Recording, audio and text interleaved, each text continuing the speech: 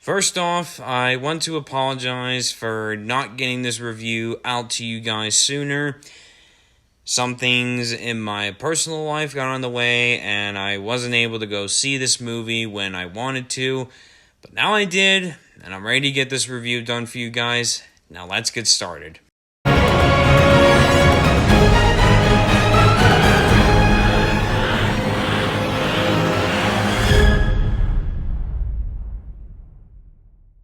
Welcome back to another review from HLHReviews. Today I will be reviewing Teenage Mutant Ninja Turtles Mutant Mayhem, the latest Teenage Mutant Ninja Turtles film and the first theatrically released animated Teenage Mutant Ninja Turtles film since TMNT from 2007.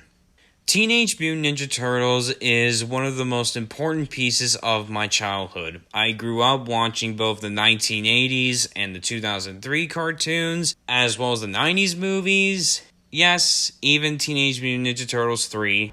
It's Wet Willy time, Mo. What'em? Regrettably. And the 2007 animated film. Now, I have seen the 2014 version, the one produced by Michael Bay, who has been milking the Transformers movies to death by this point.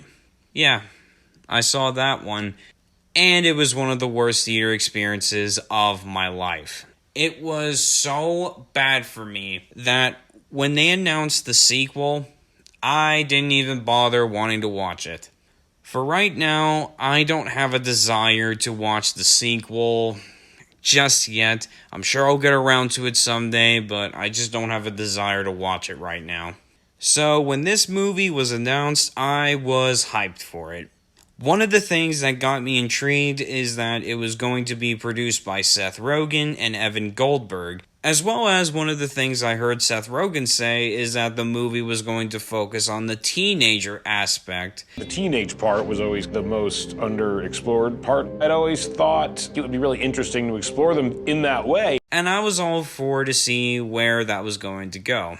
With all that being said, is this going to top the first two 90s films, or will this be another disappointment like the Michael Bay film? Let's just say I'm glad I wasn't disappointed. Starting with my positives, I truly think this is the best iteration of the Turtles since the ones we got in the first two films from the 90s.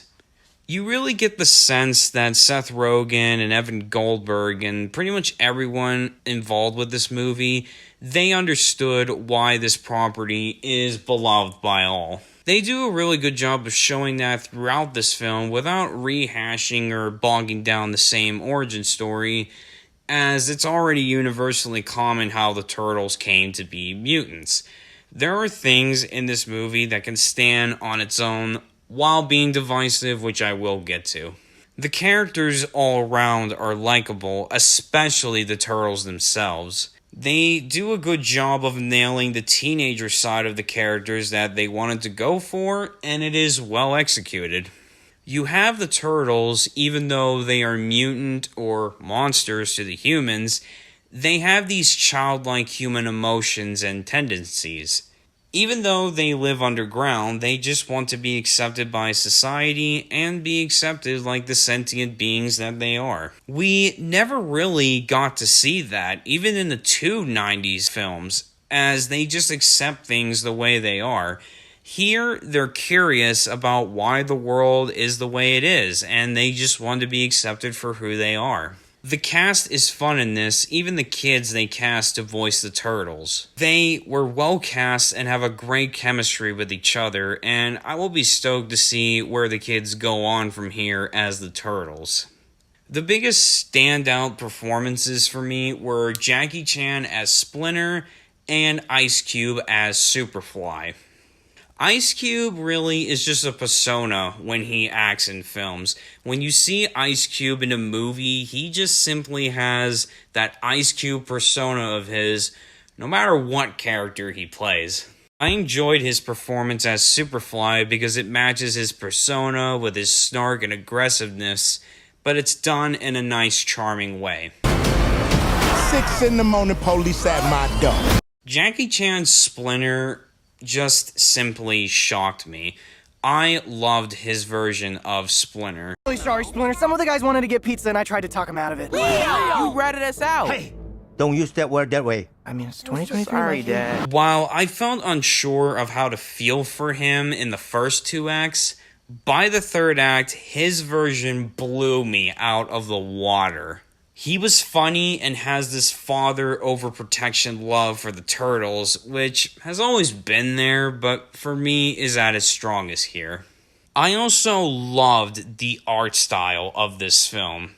You know, it's really cool that Into the Spider-Verse paved the way for a new animation style that I feel is going to stay here for a really long time. And really, it's because I think it's cool and fitting with this film. It's a nice blend of hand-drawn and computer-generated animation. It was fun to be in this artsy world, and I just enjoyed every second of it. One mixed thing I'll say is, even though I enjoyed the kids that play the Turtles here, I feel the personalities of Donatello and Michelangelo should have been switched. The kid who voices Donatello has this high-pitched voice to him, while the kid who voices Michelangelo has this mature voice to him. Our dad is definitely not a giant rat.